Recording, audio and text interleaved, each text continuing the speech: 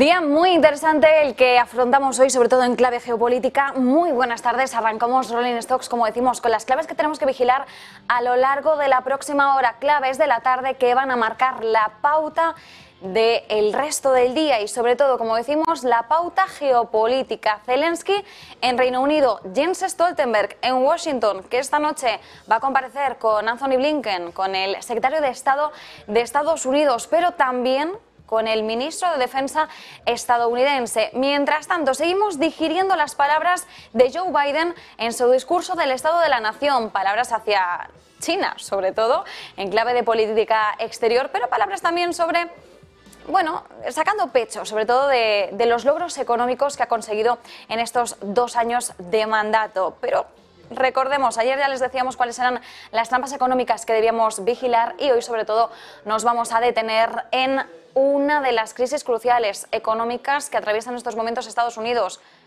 La cuestión, el límite de deuda. Y Jerome Powell también ayer hablaba sobre, bueno, los riesgos que entraña este techo de deuda que los demócratas esperan poder ampliar con el favor de los republicanos en la Cámara de Representantes. Bien, pues todas estas claves son las que vamos a desgranar a continuación.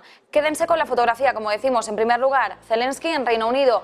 En segundo lugar, los mensajes de Biden al gigante asiático y la respuesta, porque China ha respondido, pero también quien ha respondido a ese discurso del Estado de la Unión ha sido Trump, que ha dicho, ojo, porque Biden nos lleva a una catástrofe, a una tercera guerra mundial, si es reelegido en 2024, que enseguida también hablamos de eso. Y como decimos, última clave, mirando a si realmente se acerca una catástrofe en Estados Unidos con la problemática del límite de deuda. Bien, pues empecemos con la primera clave y con el tuit que les mostramos a continuación. Era el tuit con el que Rishi Sunak daba la bienvenida al presidente ucraniano, a Volodymyr Zelensky, como decimos, que ha realizado su primera visita a Reino Unido desde el inicio de la guerra el 24 de febrero de 2022. Visita sorpresa, es su segundo viaje confirmado realmente fuera del país, fuera de Ucrania, desde el estallido de la guerra y en un contexto en el que, como sabemos, el primer ministro Rishi Sunak había anunciado sobre todo más entrenamiento para las tropas, los soldados ucranianos y nueva ayuda, sobre todo para los pilotos de aviones de combate. Así que, como decimos, clave esta visita en la que Zelensky, por supuesto, ha destinado parte de los primeros mensajes, sobre todo mensajes de agradecimiento. Por cierto, que Zelensky no solo se ve con Rishi Sunak, el rey Carlos III también va a recibir en audiencia al presidente ucraniano en el Palacio de Buckingham. Como decimos, lo que esperábamos, y así ha ocurrido, es que Zelensky y Sunak hablasen sobre un mayor apoyo británico a Kiev, comenzando con el aumento inmediato de equipos militares para ayudar a contrarrestar la ofensiva rusa. Sunak también ofrece reforzar la oferta de formación de Reino Unido para las tropas ucranianas, como decimos, incluida esa ampliación de pilotos de aviones de combate.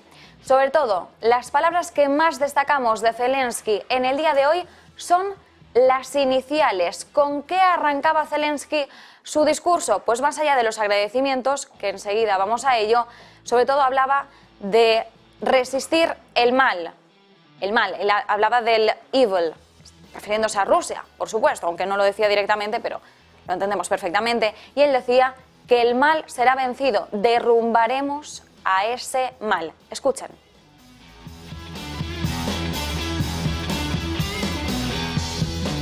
I have come here and stand before you on behalf of the brave, on behalf of our warriors who are now in the trenches under enemy artillery fire, on behalf of our air gunners and every defender of the sky who protects Ukraine against enemy aircrafts and missiles, on behalf of our tank men who fight to restore our Ukrainian borders, on behalf of our conscripts who are being trained now, including here in Britain.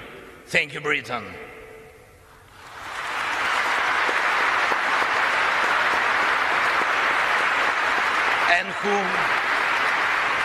And who will be then deployed to the front line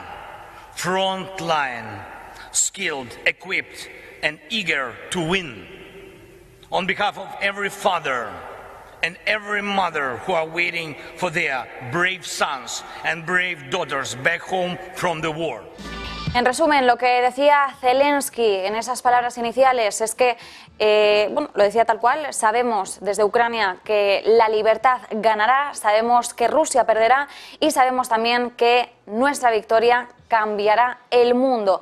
Agradecía el apoyo a Reino Unido, decía que Reino Unido está marchando junto a ellos para lograr la victoria más importante de nuestra historia. Como decimos, palabras especiales de Zelensky hacia el apoyo británico y hacia el primer ministro, hacia Rishi Sunak. Le escuchamos. Ukrainian soldiers are being trained in Britain, in particular to operate Challengers, your main battle tanks, and it's a tank coalition in action. And I thank you, Rishi. Thank you very much for this powerful defensive step for tank assistance. Thank you. The coalition of long-range missiles is the latest of all. It will allow us to make the evil completely retreat from our country by destroying its headways deep in the occupied territories. And it's not just, I'm not speaking just about weapons. We proved together that the world truly helps those who are brave in defending freedom and thus paves the way for a new history. Pues esas eran las palabras principales de Zelensky, como decimos en ese discurso, reiterando esa ayuda, ese apoyo británico, dirigiéndose directamente al primer ministro, a Rishi Sunak. Ahí estamos viendo ese tuit con el que Rishi Sunak anunciaba en Twitter el recibimiento al presidente ucraniano Volodymyr Zelensky. Decía, bueno, bienvenido a Reino Unido, presidente.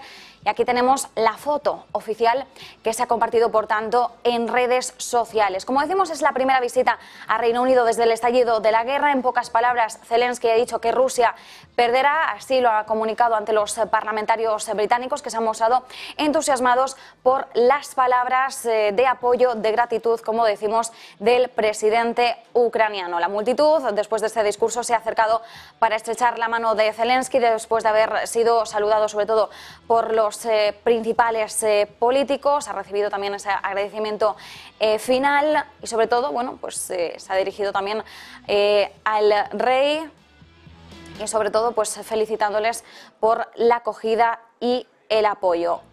En estos momentos también, como decimos, vigilamos algunas de las claves, ¿no?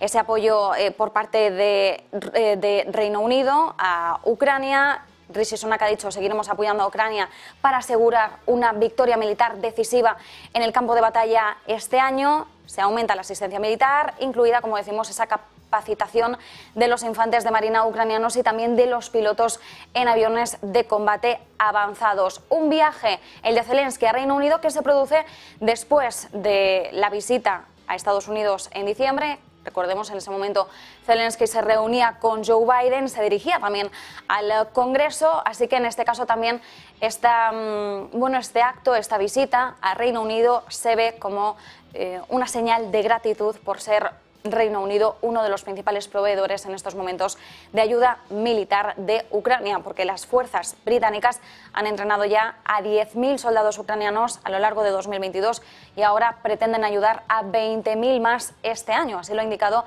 Rishi Sunak en el Parlamento. Además, están también proporcionando esos tanques Challenger 2 como parte del paquete de armas y equipos por valor de 2.000 millones de libras esterlinas, unos 2.400 millones de dólares. Así que muy pendientes, por tanto, de este eje, del eje, como decimos, Reino Unido-Ucrania, nueva imagen, la que se quiere proyectar ahora mismo de apoyo a Ucrania y, por tanto, mensaje de calado a Rusia, lo que quería hoy Rishi Sunak, lo que quería hoy Zelensky mediante esta visita, mediante esta reunión, mediante este comunicado, sobre todo, es proyectar esa imagen de unión por parte de los aliados occidentales.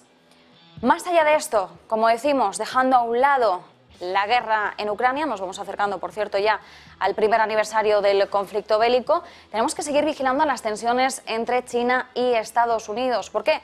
Pues porque, en pocas palabras, en el discurso del Estado de la Unión de Joe Biden de anoche, bueno, ya lo esperábamos, ¿no?, que usase parte del discurso para lanzar duros mensajes contra China, y así fue.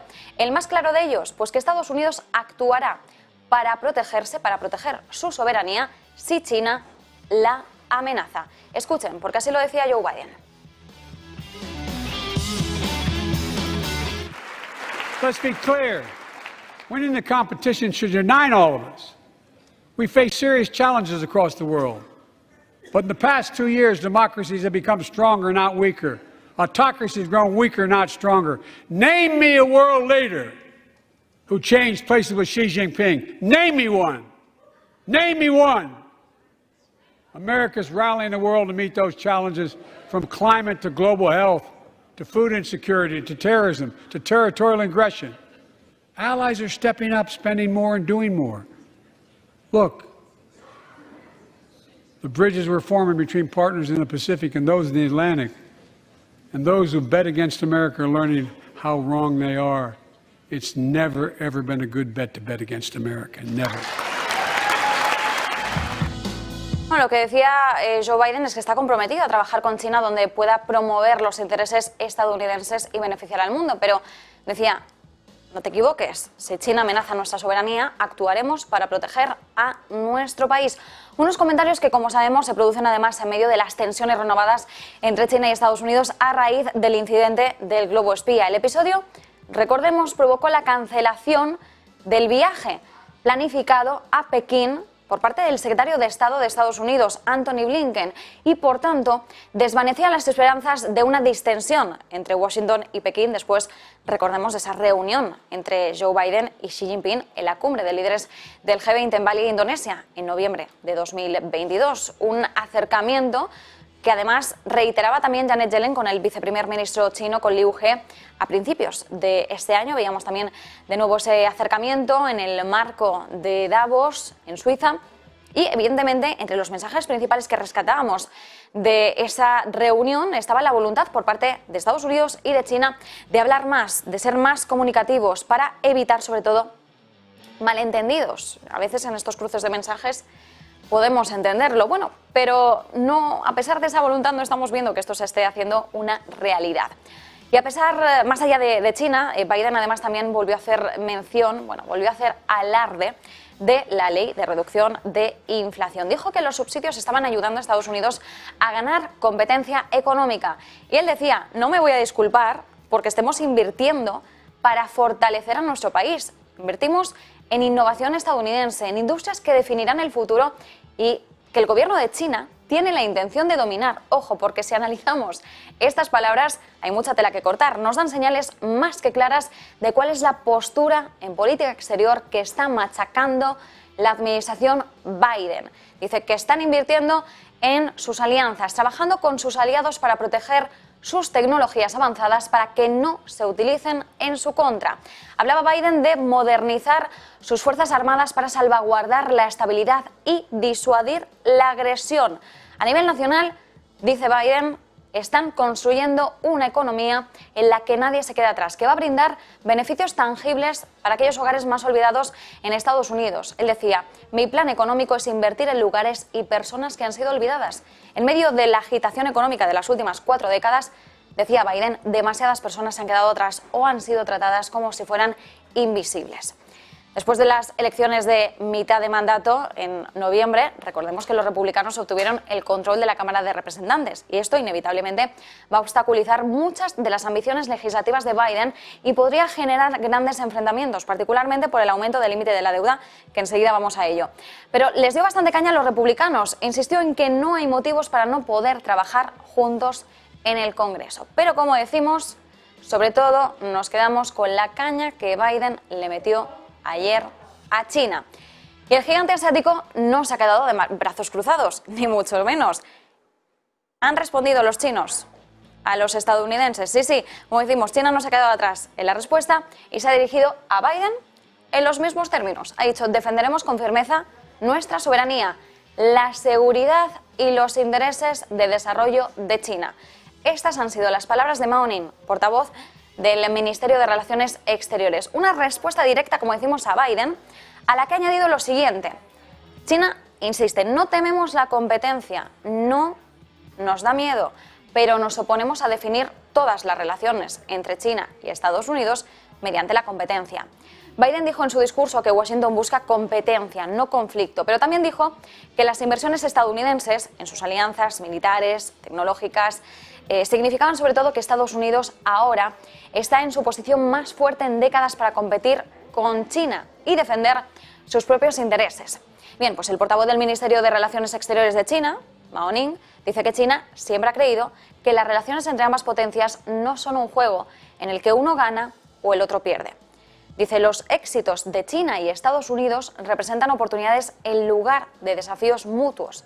Pueden apoyarse en el desarrollo y la prosperidad común. Así que Mao lo que señala es que una relación sólida y estable entre China y Estados Unidos serviría a los intereses de ambas naciones y que es la aspiración compartida de todo el mundo.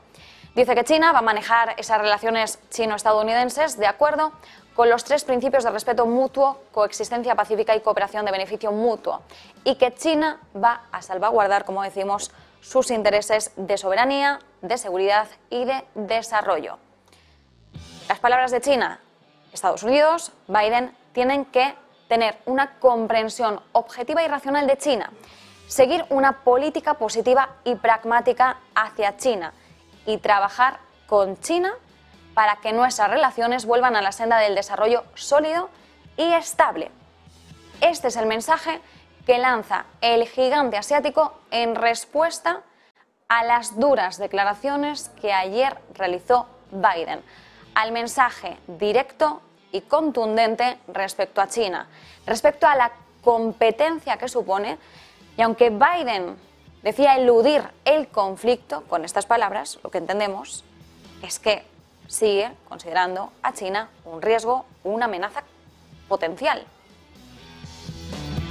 Miramos sobre todo el doble rasero, la lectura entre líneas de las palabras de Biden, pero como decimos, es interesante analizar estos mensajes entendiendo hacia dónde se está dirigiendo la política exterior de Estados Unidos, cada vez más firme hacia China. Y lo hemos estado hablando con los últimos expertos geopolíticos con los que hemos hablado aquí en Negocios Televisión, que nos insisten, Estados Unidos ahora mismo no tiene el foco en Rusia. Entiéndase, sí lo tiene en Rusia, como parte de solventar o intentar desgranar, avanzar en el conflicto bélico en Ucrania, intentar que haya un acercamiento, unas negociaciones. Sí, efectivamente, Estados Unidos tiene el foco en Rusia, igual que lo tiene el viejo continente, igual que lo tienen todos los aliados occidentales, pero nos decían los expertos, pero que no se nos olvide que el foco real de Estados Unidos sigue estando en China. Y esto es precisamente a lo que nos estamos refiriendo con estos mensajes que se van cruzando. Pero no solo China ha reaccionado a las palabras de Biden en ese discurso del Estado de la Unión, también lo ha hecho Donald Trump.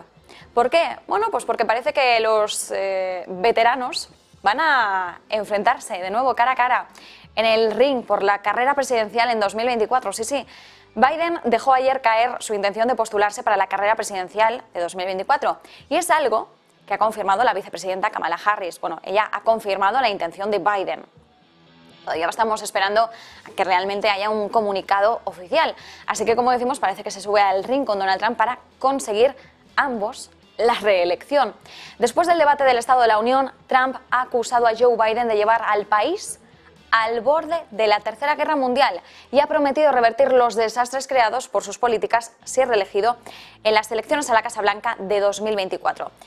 Como decimos, Trump ha respondido así al discurso del Estado de la Unión pronunciado por Biden esta madrugada. Lo ha hecho además a través de un vídeo en el que expone el estado real del país y acusa a Biden de ser el presidente más corrupto de la historia estadounidense. Para el magnate republicano, que ya ha presentado, recordemos, su candidatura a la Casa Blanca, Biden acumula un balance de deuda y problemas fronterizos y migratorios desde su llegada al poder en enero de 2021 y ha malgastado billones de dólares y provocado la peor inflación en medio siglo. Así que en su discurso de respuesta, Trump ha prometido que si llega a la Casa Blanca en 2024, revertirá cada crisis, calamidad y desastre que Joe Biden ha creado. Bueno, recordemos que hace poco Donald Trump decía que si él hubiera sido presidente, la guerra en Ucrania nunca hubiera tenido lugar, o que la hubiera solucionado en menos de 24 horas. Así que entendemos que también parte del discurso de la campaña electoral de Donald Trump va a ir por esos términos.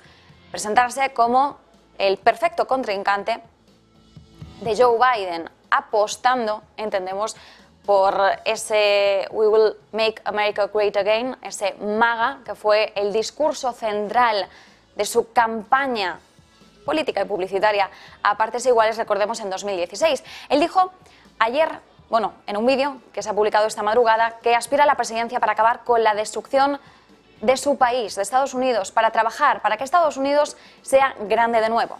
Como decimos, haremos América grande de nuevo, haciendo referencia a ese histórico lema de su campaña que popularizó en la carrera presidencial de 2016. Así que tenemos a Biden por un lado, equipo azul, a Donald Trump al otro lado del ring, equipo rojo, los dos pesos pesados veteranos que van a afrontar, como decimos o como estamos viendo, la carrera presidencial de 2024. Con la geopolítica en foco, con la inflación, con la crisis del techo de deuda, muchos frentes abiertos y desde luego va a ser bastante interesante seguir el minuto a minuto una vez empecemos ya con esa cuenta atrás hacia la presidencia, hacia la Casa Blanca en 2024. Pero mientras tanto ya tenemos estos mensajes que se están cruzando, aunque bien hay que decir que Donald Trump no se ha mojado mucho al hablar de China, porque si en algo sí comparten parte de su visión de política exterior es en el hecho de que hay que vigilar detenidamente a China. Recordemos la guerra comercial con la que andábamos a vueltas durante la administración Trump y en este caso la guerra algo más silenciosa pero tecnológica en cuanto a los chips semiconductores que ha heredado Joe Biden. Así que nos quedamos con estos mensajes, pero sin pasar de largo del último de ellos, última clave, porque más allá de los grandes titulares sobre China o la guerra en Ucrania, como decimos en el discurso de Biden, hay un tema que pudo pasar más desapercibido y no podemos permitirlo, porque estamos hablando de la crisis que afronta Estados Unidos con el techo de deuda. ¿Qué está pasando? Situémonos, recordemos, el 19 de enero Estados Unidos alcanzó el límite de deuda. ¿Qué significa esto? Cuando el gobierno de Estados Unidos no tiene suficiente efectivo disponible para cumplir con sus compromisos de gasto, a menudo lo que hace es emitir deuda para compensar esa diferencia. Pero por supuesto hay límites, ¿no? Existe un límite en la cantidad de deuda que el gobierno puede acumular, actualmente 31.400 millones de dólares, y ese límite, como decimos, se agotó el 19 de enero. ¿Qué ocurre? Que llegaron las midterm elections antes de que llegase ya ese tope. Y esto le ha puesto las cosas mucho más difíciles a la administración Biden. Los demócratas quieren que ese límite se amplíe. No lo tienen tan fácil, porque después de las elecciones de medio mandato, como decimos, los republicanos han ganado una cuota de presencia importante en la Cámara de Representantes. Una victoria ajustada, pero victoria al fin y al cabo. Y, por supuesto, los republicanos exigen algo a cambio de ceder a la petición de los demócratas. Existe una profunda división entre ambos. Los republicanos quieren recortes de gastos, los demócratas piden aumentar el techo de deuda y esto apunta a una lucha prolongada. Los expertos esperan que se evite el desastre y que ambas partes lleguen a un acuerdo, pero las políticas arriesgadas de última hora podrían costarle y mucho a la economía estadounidense. Alargar esta discusión más de la cuenta podría aumentar los efectos de la desaceleración económica e incluso podría adelantar ese momento de una recesión. Como decimos en su discurso, Joe Biden anoche apremiaba al Congreso, le pedía que aumentase el techo de deuda para prevenir un desastre económico. Le escuchamos. In the last 2 years, my administration has cut the deficit by more than $1.7 trillion, the largest deficit reduction in American history. Under the previous administration, the American deficit went up 4 years in a row. Because those record deficits, no president added more to the national debt in any 4 years than my predecessor. Nearly 25% of the entire national debt that took over 200 years to accumulate was added by just one administration alone, the last one. They're the facts. Check it out. Check it out. How did Congress respond to that debt? They did the right thing. They lifted the debt ceiling 3 times without preconditions or crisis. They paid American bills to prevent an economic disaster to the country. So tonight I'm asking the Congress to follow suit. Let's commit here tonight to the full faith and credit of the United States of America will never, ever be questioned.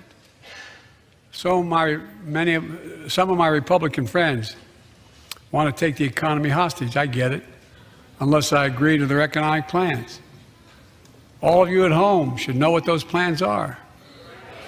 Instead of making the wealthy pay their fair share, some Republicans want Medicare and Social Security to sunset. I'm not saying it's a majority.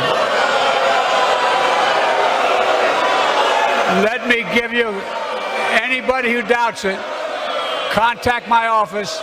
I'll give you a copy of the proposal. Cuando se trata de elevar el techo de la deuda estadounidense parece haber un patrón de repetición a lo largo del tiempo, porque escuchen, desde 1960, sí, desde el 60, el Congreso ha llevado a cabo 78 medidas para aumentar o modificar el límite de deuda. Así lo indican los registros del Departamento del Tesoro. En promedio estamos hablando de más de una ley de techo de deuda por año durante las últimas décadas. El Congreso nunca ha bajado el límite de la deuda. Lo que se espera, por tanto, es que el Congreso, una vez más, pulse ese botón de repetición y llegue a un acuerdo que apacigüe los principales temores por ahora.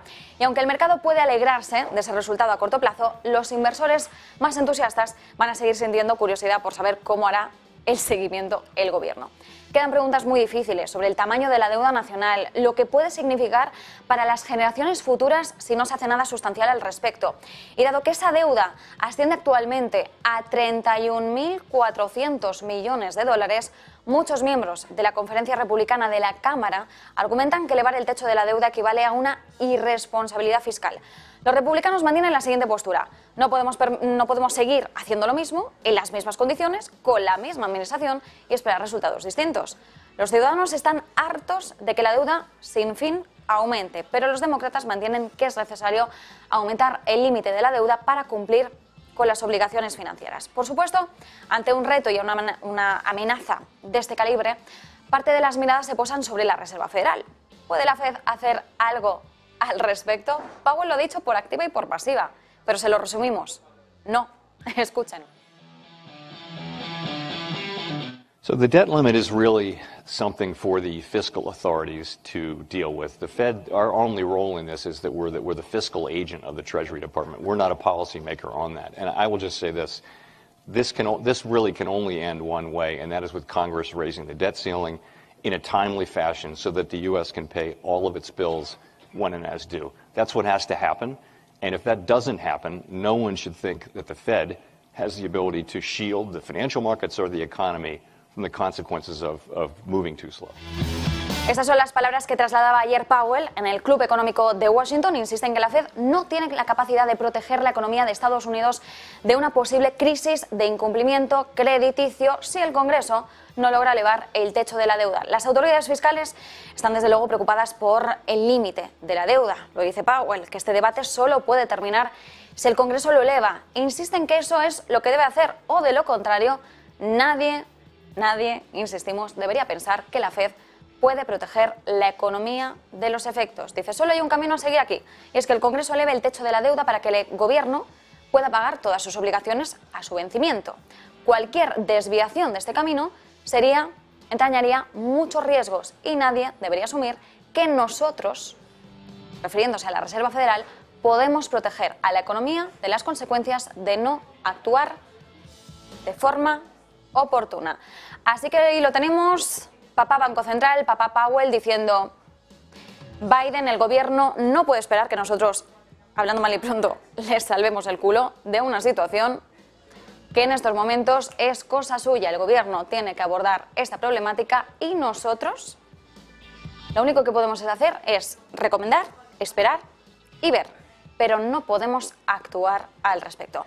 Así que esas son las principales claves que vigilamos en el día de hoy y, por supuesto, las que vamos a analizar a lo largo de las próximas horas. Pero no se olviden que tenemos todavía mucho más, pero mucho más contenido, porque estamos además a la espera de Jens Stoltenberg, a la espera de que también hable Biden a lo largo de la tarde, pero eso, el relevo lo van a tener ya mis compañeros José de la Morena y Javier del Valle, pero hoy la cosa está que arde en materia geopolítica y en materia económica, así que nosotros arrancamos ya Rolling Stocks.